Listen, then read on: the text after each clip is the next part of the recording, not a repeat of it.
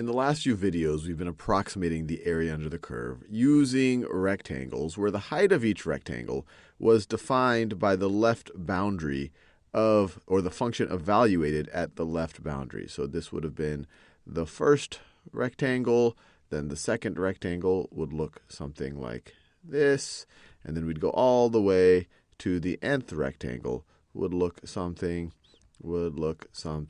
like that. And we saw, so this is the first rectangle, this is the second rectangle, and we go all the way to the nth rectangle. And so we saw that the way that you would take the sum of all of these rectangles in order to approximate the area is that you would get the sum from I equals 1 to n. And so I is essentially a count of which rectangle we're dealing with.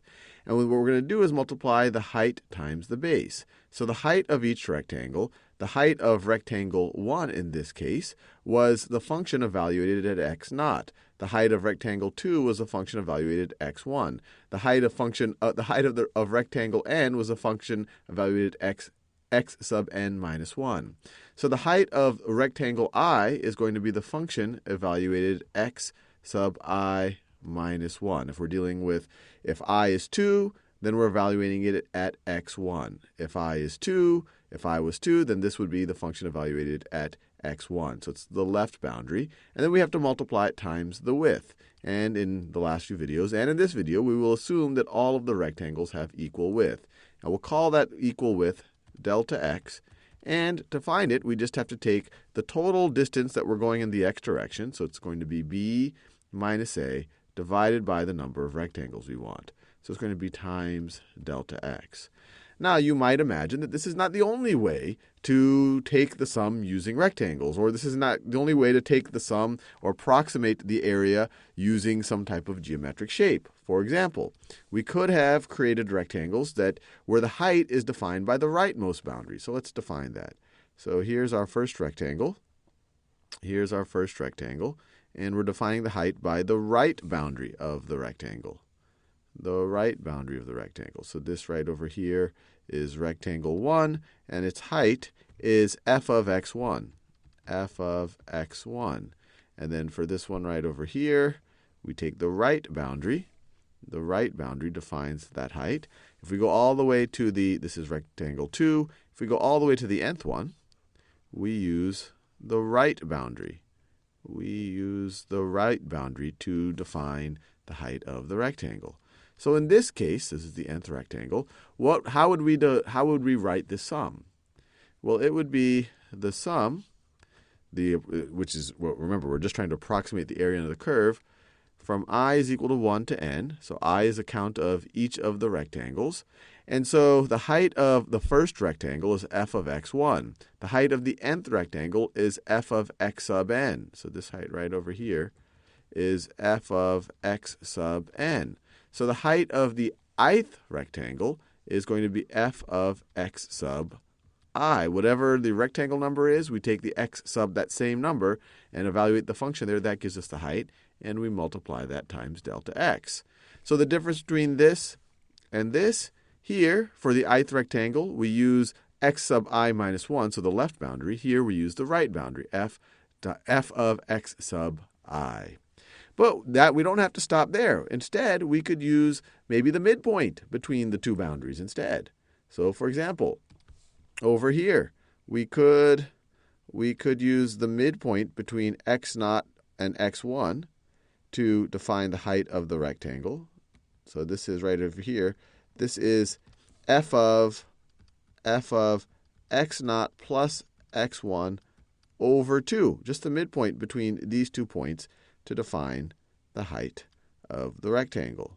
So it would look something like that. Then the next one, we would look at the midpoint to define the height. Look at the midpoint to define the height. And we go all the way to the nth one. And we define the midpoint between its two sides of the rectangle. So the function evaluated there tells us how high our rectangle should be. How high our rectangle should be. And it would look something like that. And so what would this sum look like?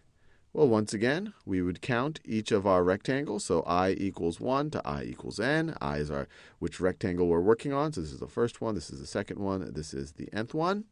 And the height isn't just going to be f evaluated x sub I minus 1 or f evaluated x sub I. It'll be the function evaluated at the midpoint between the two. X sub I minus 1 plus x sub I, all of that over 2, and then times delta x. The delta x's are the same in every one of these scenarios. Now finally, let's try to break out of approximating only with rectangles and get a little bit more creative. Why don't we try to approximate with trapezoids? So let's try to do that. So what we could have here is the left part of the trapezoid. The height is f of x sub naught. So this is f of x sub naught. And then the right side of the trapezoid, is f of x sub 1. F of x sub 1. And then what would be the area? Let me do that for all of them. So that would be the first trapezoid.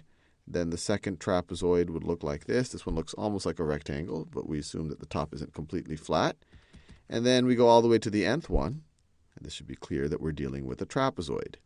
All the way to the nth one would look something like that. So how would we calculate this area, the area of the trapezoids? Well, you just have to remember that the area of a trapezoid is just the average of the heights of the two sides times the base. So in this case, and let me write it out a little bit. So the area right over there is going to be the average of the heights.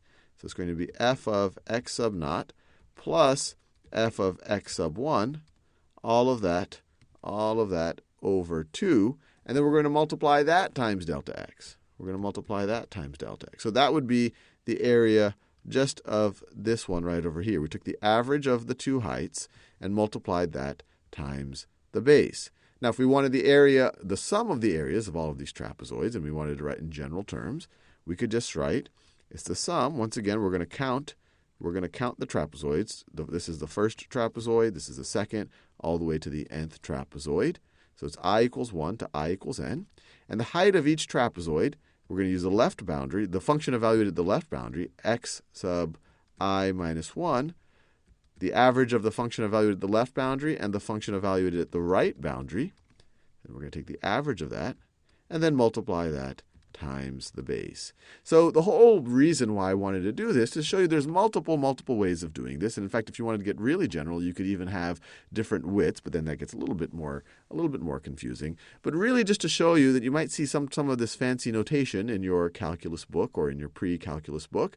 But all it's doing is summing up the areas of trapezoids and rectangles, depending on whether they're using the right boundaries of the rectangle to define the height, the left boundaries, the midpoint of the left and the right boundaries, or they could even construct trapezoids.